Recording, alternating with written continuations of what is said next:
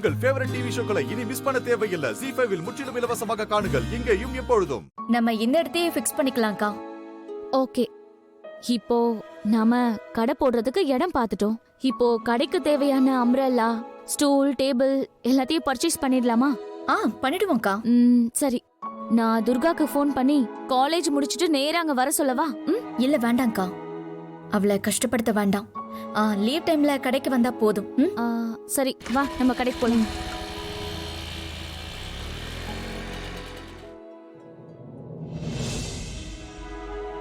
வாங்கம்மா.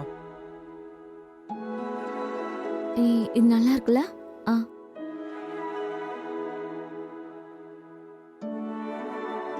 வாங்கம்மா. என்னம்மா பாக்குறீங்க? அம்ப்ரெல்லா இருக்கா? இருக்குமா. கொஞ்சம் பெருசா வேணும்னா? இதோ இருக்குமா, பாருமா. இது நல்லா பெருசாண்ணா? ஆமாம்மா, நல்ல பெரிய கூட தான். அக்கா, நம்ம இதே வாங்கிடலாம். இதே எதுக்கு நீ வாங்குற?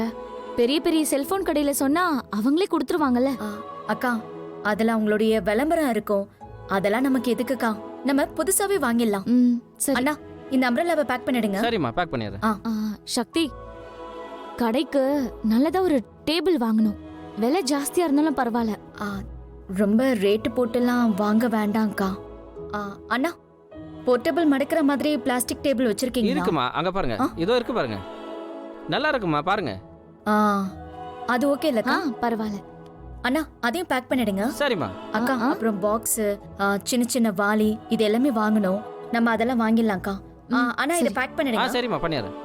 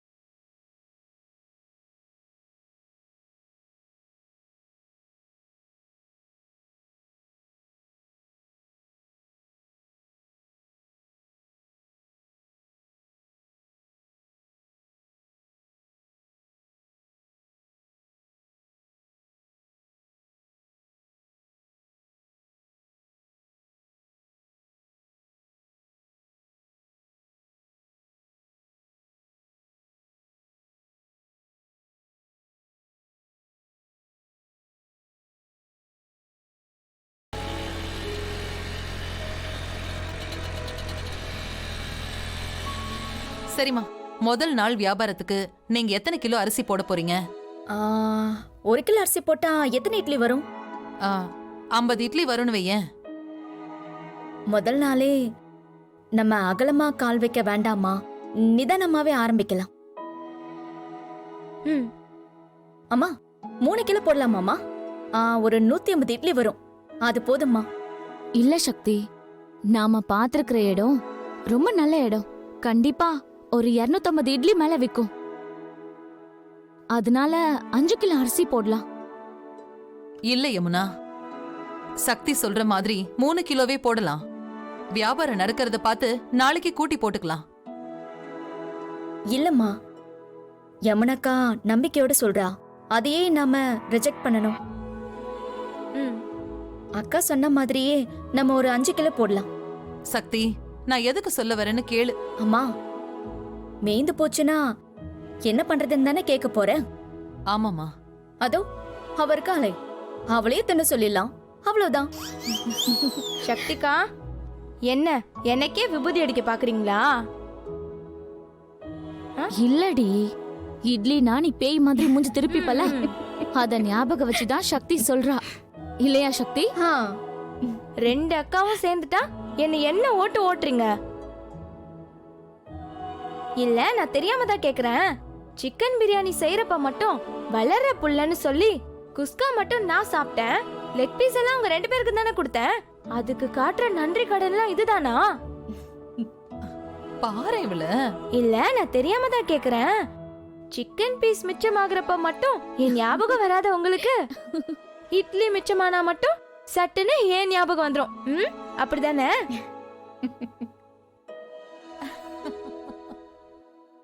சரி சரி, யமுனாக்கா சொன்ன மாதிரியே 5 கிலோ அரிசி போடலாம்.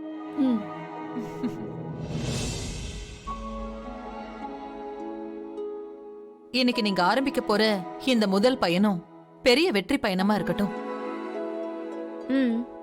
சரி, நீங்களும் அள்ளி போடுங்க.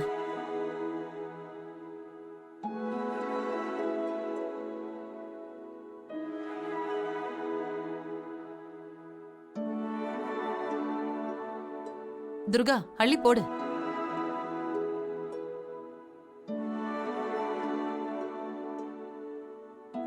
இப்ப நாம 4 பேர் போட்டதும் 1 கிலோ இருக்கும்.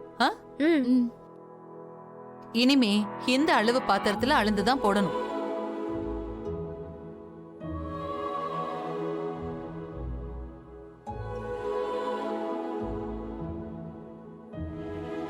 இதுல தலை தட்டி போட்டா 2 கிலோ வரும். அதனால இது 2 வாட்டி போடலாம்.